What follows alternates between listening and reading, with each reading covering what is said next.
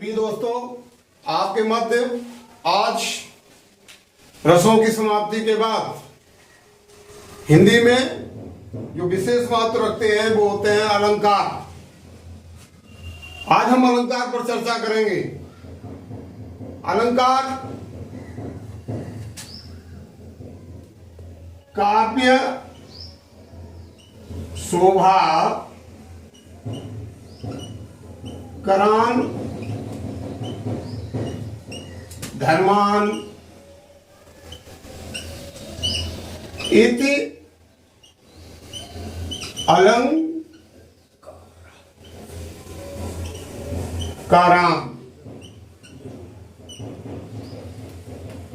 जान लीजिए कि काव्य शोभा करान धर्मान इति अलंकाराम। काव्य, इसका अर्थ हुआ काव्य की शोभा बढ़ाने वाले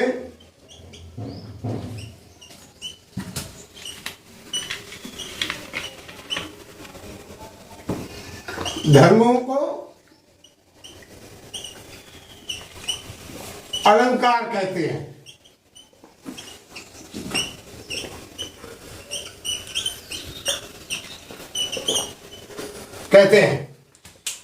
काव्य की शोभा बढ़ाने वाले धर्मों को अलंकार कहा जाता है। अब आपको एक बात बता दूं कि काव्य की शोभा दो तरह से बढ़ती है। कभी कभी शब्दों से बढ़ती है और कभी कभी उसके अर्थ से बढ़ती है। तो ये अलंकार दो तरह के पाए जाते हैं।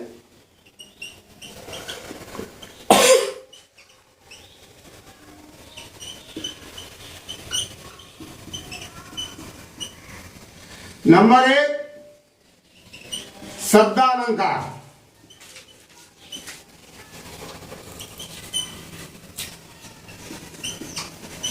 और नंबर दो,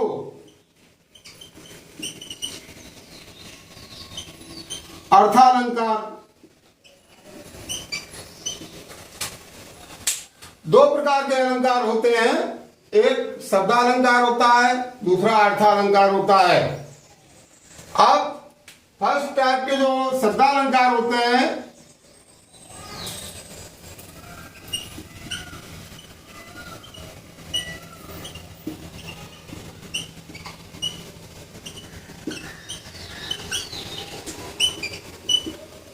ये विशेषता तीन तरह के होते हैं। अनुप्रास,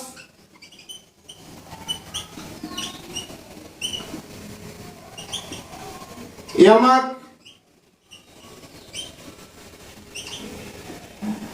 और श्लेष।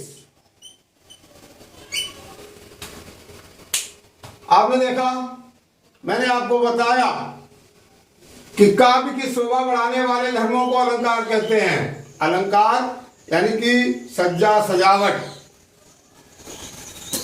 दो तरह के होते हैं अलंकार। शब्दालंकार होता है, अर्थालंकार होता है। शब्दालंकार के जो भेद होते हैं, प्रकार होते हैं, वो तीन होते हैं। अनुप्रास अलंकार, यमक अलंकार और श्लेष अलंकार। तीन तरह के ये अलंकार पाए जाते हैं। इसमें जैसे अनुप्रास अलंकार,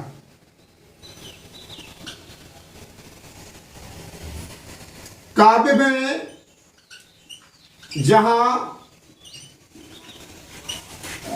पर एक व्यंजन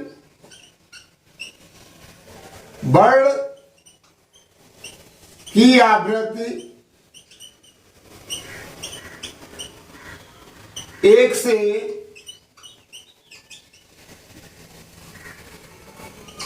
अधिक बार होती है, वहां पर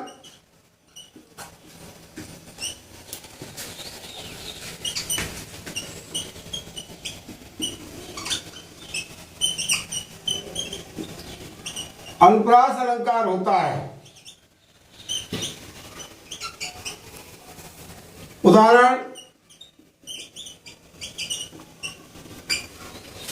देखिए काव्य में जहां पर एक व्यंजन वर्ण की आवृत्ति एक से अधिक बार होती है, वहां पर अनुप्रास अलंकार होता है। उदाहरण के लिए मैं बता सकता हूं, चार चंद्र की चंचल किरणें खेल रही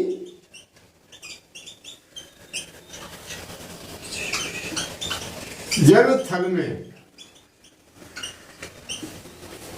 अब आप देखिए, मैंने आपको उदाहरण दिया है कि चार चंद्र की चंचल किरणें खेल रही जल थल में, स्वच्छ चांदनी बिछी हुई है जल नव अंबर तल में। ये इस तरह से बात उदाहरण आता है। तो उसमें आप देखिए यहां पर चा व्यंजन वर्ण है और चा की आवृत्ति या चा आया कितनी बार है, 1 2 3 3 बार है। तो चार चंद्र की चंचल किरणें खेल रही जलधन में। इससे साबित होता है कि यहां पर इस एग्जाम्पल में आपका जो अलंकार है वो अनुप्रास है। आपकी परीक्षाओं में अधिकतर आपसे कभी कभार इसी तरह से एक एग्जाम्पल दे देते हैं और पूछ देते हैं कि इसमें अलंकार बताइए, या अलंकार की आप परिभाषा लिखिए। तो ये आपको ध्यान रखना है कि परीक्षा में दो तरह से क्वेश्चन आते हैं कि कभी कभार परिभाषा एक उदाहरण दे करके उसमें अलंकार पूछ देते हैं और उसकी परिभाषा पूछ देते हैं, और कभी कभी सीधी सीधी परिभाषा के सहित उदाहरण पूछते हैं। तो इस तरह ये रहा आपका अनुप्रास अलंकार।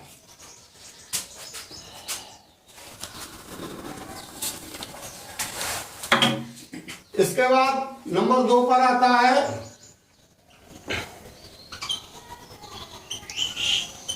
यमक अलंकार।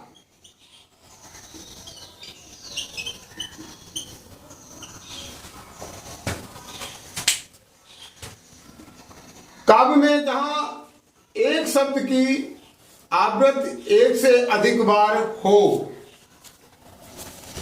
सीधी बात है, काव्य में जहां एक शब्द की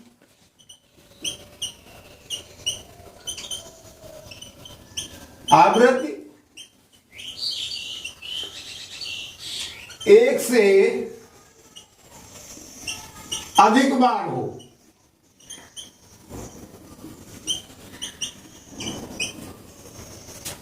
तथा उनके अर्थ भी अलग अलग हों,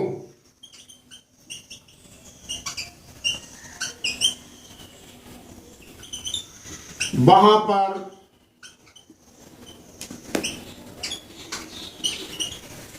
यमक अलंकार होता है।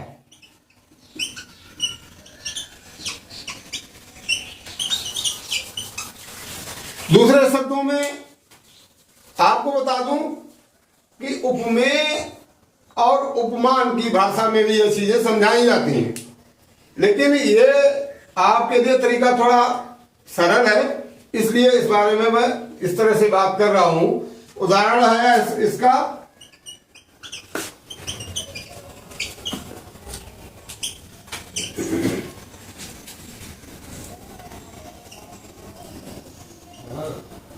कनक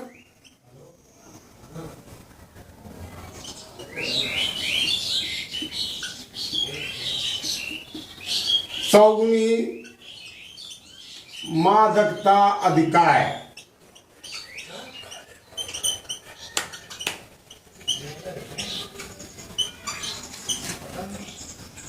जा खाए बौराय जग,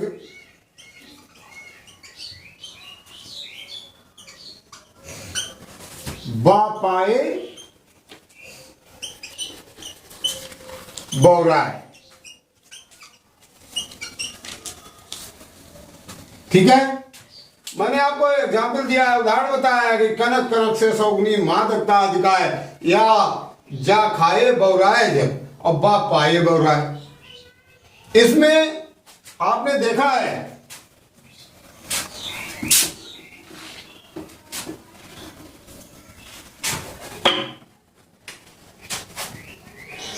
यहां पर कनक शब्द 2 बार आया है।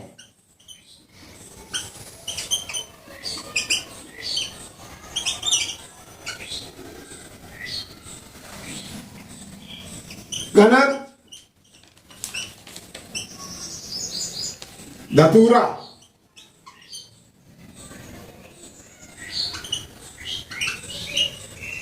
कनक, सोना। अब देखिए आप, कनक कनक से सौगुनी माधवता अधिकाय, या खाए बहुराय, या जा खाए बहुराय जग और बा पाए बहुराय। यहां पर कनक शब्द 2 बार आया है। प्रथम कनक का अर्थ धतूरा है, जिसको खाने से आदमी पागल हो जाता है, और दूसरे कनक का अर्थ सोना है, जिसे आभूषण के रूप में हम लोग उपयोग में लाते हैं। तो इस तरह से यमक अलंकार की परिभाषा विद उदाहरण आपको बताई गई और सरल शब्दों में बताने का प्रयास किया गया है। इसे आप सही रूप से तैयार कर सकते हैं। इसके बाद नंबर 3 पे आता है श्लेष अलंकार।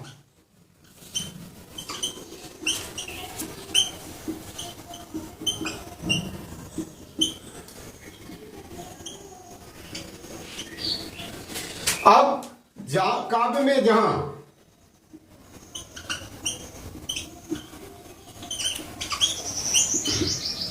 एक शब्द एक ही बार आए,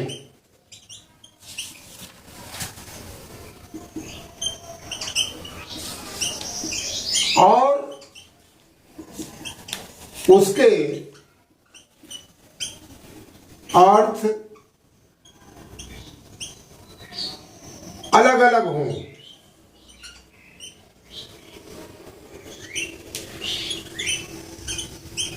तो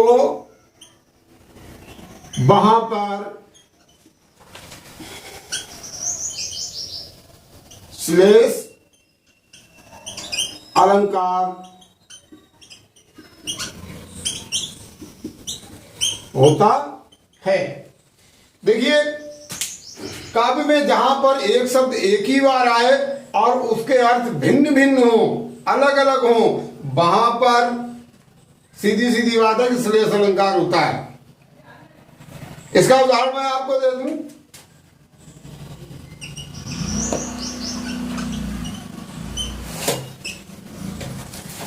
इसका उदाहरण रहमन पानी राखिए, बिन पानी सब सून।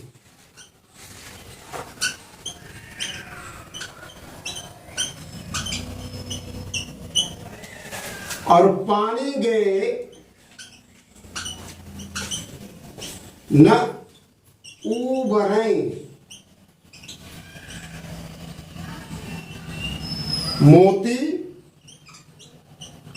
मानुष चून।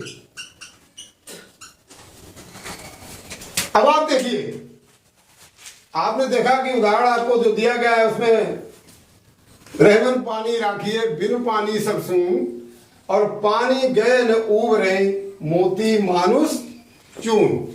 यहां पर जो पानी है, पानी सब, तो पानी मोती के लिए चमक,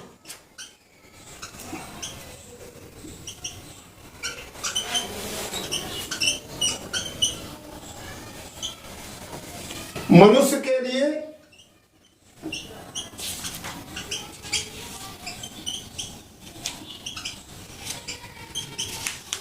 प्यास,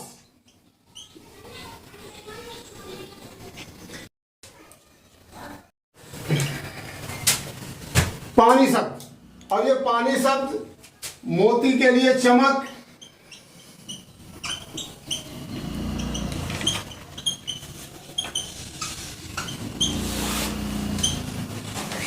तथा मनुष्य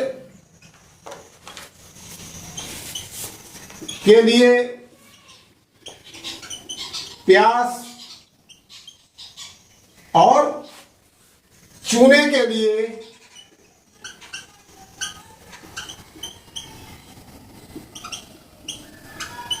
झाग। अब यहां जो पानी शब्द आया है वो मोती के लिए चमक के रूप में, मनुष्य के लिए प्यास के रूप में और चूने के लिए झाग के रूप में उपयोग में लाया जाता है। ये मैंने आपको अभी बताया यहाँ पे। तो इस तरह मैंने आज आपको सबसे पहले अलंकार जो मैंने बताया आपको, काव्य शोभा करान धर्मान इति अलंकारान, काव्य की शोभा बढ़ाने वाले धर्मों को अलंकार कहा जाता है। अलंकार दो तरह से पाए जाते हैं। नंबर 1 शब्दालंकार होता है, नंबर 2 अर्थालंकार होता है। शब्दालंकार के 3 भेद पाए जाते हैं। वो तीन प्रकार का होता है, अनुप्रास, यमक और श्लेष। अनुप्रास के बारे में आपको बताया, जहां पर एक वर्ण की आवृत्ति या जहां पर एक व्यंजन वर्ण की आवृत्ति काव्य में एक से अधिक बार होती है, वहां पर अनुप्रास अलंकार होता है। चार चंद्र की चंचल किरणें खेल रही जल तल में, ये मैंने उसका उदाहरण आपको बताया, जिसमें 4 वर्ण की आवृत्ति एक से अधिक बार है। उसके बाद मैंने आपको बताया यमक अलंकार, काव्य में जहां एक शब्द एक से अधिक बार आए या एक से अधिक बार आए, 2 बार आए, कोई दिक्कत नहीं, तो वो वहां पर और दोनों शब्दों के अर्थ अलग अलग हों, दोनों शब्दों के अर्थ अलग अलग हो, वहां पर यमक अलंकार होता है। मैंने एग्जाम्पल में आपको बताया कि कनक कनक से सौगुनी मादकता अधिकाय, बा इज्जा खाए बोराए जग बा पाए बोराए, यानी कि जो कनक शब्द है उसमें वो 2 बार आया है। और कनक शब्द का जो अर्थ है वो ये है कि कनक मीन्स धतूरा होता है, जिसे खाने से आदमी पागल हो जाता है, और कनक शब्द का अर्थ सोना भी होता है, जिसे पाने से आदमी पागल हो जाता है। तीसरा श्लेष अलंकार बताया कि काव्य में जहां एक शब्द एक ही बार आए और उसके अर्थ अलग अलग हों,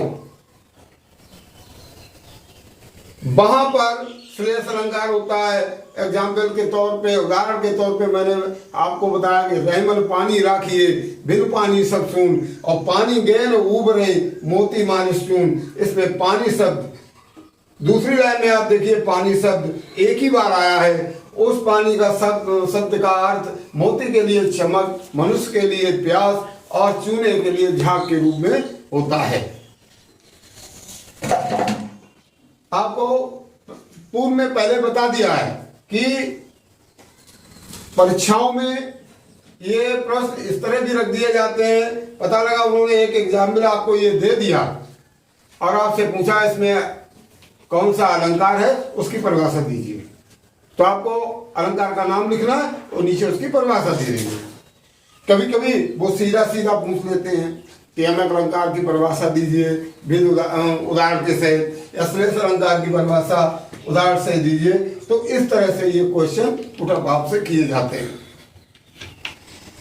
आप सभी अलंकारों को बड़ा बारीकी से समझते हुए उसके मैं आपको बताना चाहूंगा, जो बच्चे या जो मेरे दोस्त सीटेट की तैयारी कर रहे हैं, उन्हें अलंकारों पर विशेष ध्यान देना होगा। ये इसमें से 2-3 क्वेश्चंस उसमें आते जरूर हैं, इसलिए उसकी बेहतर तैयारी करिए। आज हमने आपको सिर्फ शब्दालंकार के बारे में बताया, उसके भेदों के बारे में बताया है। नेक्स्ट टाइम हम आपको अर्थालंकार और उसके भेदों के बारे में बताएंगे और तब तक आपसे अनुरोध है कि आप इस कैरियर कोचिंग के चैनल को सब्सक्राइब करें और लाइक करें, क्योंकि आपका साथ ही हमें आगे बढ़ने के लिए प्रेरित करता है और करेगा। इसलिए आपसे अनुरोध है कि आप इसे लाइक जरूर करें।